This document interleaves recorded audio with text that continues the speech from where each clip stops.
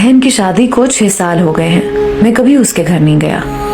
ईद शब रात कभी भी अब्बू या अम्मी जाते हैं। मेरी बीवी एक दिन मुझे कहने लगी, आपकी बहन जब भी आती है उसके बच्चे घर का हाल बिगाड़ कर रख देते हैं, खर्च डबल हो जाता है। और तुम्हारी माँ हमसे छुप छुपा कर कभी उसको साबुन की पेटी देती है, कभी कपड़े, कभी सर्फ के डब्बे, और कभी कभी तो चावल का थैला भर देती है। अपनी माँ को बोलो ये हमारा घर है, कोई खैरात सेंटर नहीं। मुझे बहुत गुस्सा आया। मैं मुश्किल से खर्च पूरा कर रहा हूँ और माँ सब कुछ बहन को दे देती है। बहन एक दिन घर आई हुई थी। उसके बेटे ने टीवी का रिमोट तोड़ दिया। मैं माँ से गुस्से में कह रहा था, माँ बहन को बोलो यहाँ ईद पे आया करे बस, और ये जो आप साबुन, सर्फ और चावल का थैला भर कर देती है ना, इसको बंद करें सब। माँ चुप रही, लेकिन बहन ने सारी बातें सुन ली थी। मेरी बहन कुछ ना बोली। 4 बज रहे थे। अपने बच्चों को तैयार किया और कहने लगी, भाई मुझे बस स्टॉप तक छोड़ाओ। मैंने झूठे मुंह कहा, रह लेती कुछ दिन, लेकिन वो मुस्कुराई, नहीं भाई, बच्चों की छुट्टियां खत्म होने वाली हैं। फिर जब हम दोनों भाइयों में जमीन का बंटवारा हो रहा था तो मैंने साफ इनकार किया, भाई मैं अपनी जमीन से बहन को हिस्सा नहीं दूंगा। बहन सामने बैठी थी, वो खामोश थी, कुछ न बोली।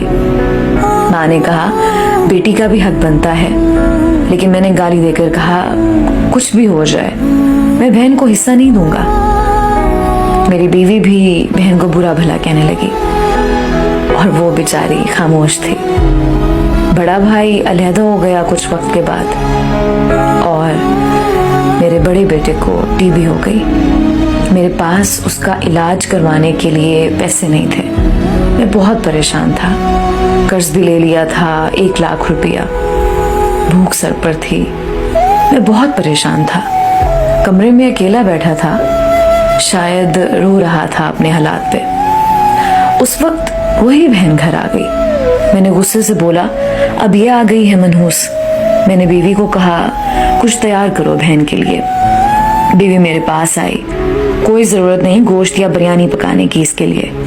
फिर 1 घंटे बाद वो मेरे पास आई। भाई परेशान हो?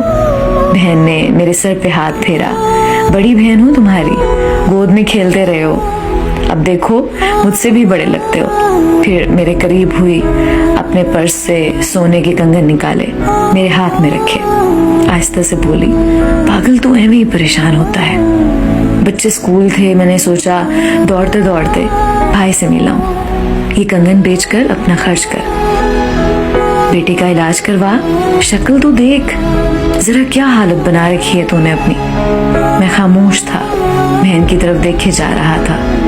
वो आहिस्ता से बोली, किसी को ना बताना कंगन के बारे में, तुमको मेरी कसम है। मेरे माथे पे बूसा किया और 1000 रुपया मुझे दे दिया, जो 150 के नोट थे। शायद वो उसकी जमा पूंजी थी।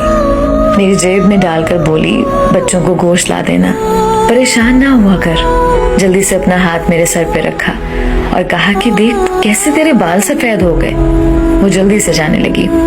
उसके पैरों की तरफ मैंने देखा तो टूटी हुई जूती पहनी थी, पुराना सा दुपट्टा ओढ़ा हुआ था, और जब भी आती थी वही दुपट्टा ओढ़ कर आती। बहन की इस मोहब्बत में मर गया था मैं।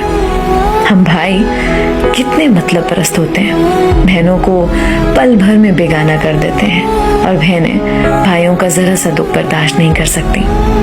वो हाथ में कंगन पकड़े जोर जोर से रो रहा था। उसके साथ मेरी आंखें भी नम थी। अपने घर में खुदा जाने कितने दुख सह रही होती हैं। कुछ लम्हे बहनों के पास बैठकर हाल चाल पूछ लिया करें, शायद उनके चेहरे पे कुछ लम्हों के लिए एक सुकून सा आ जाए। बहनें माँ का रूप होती हैं।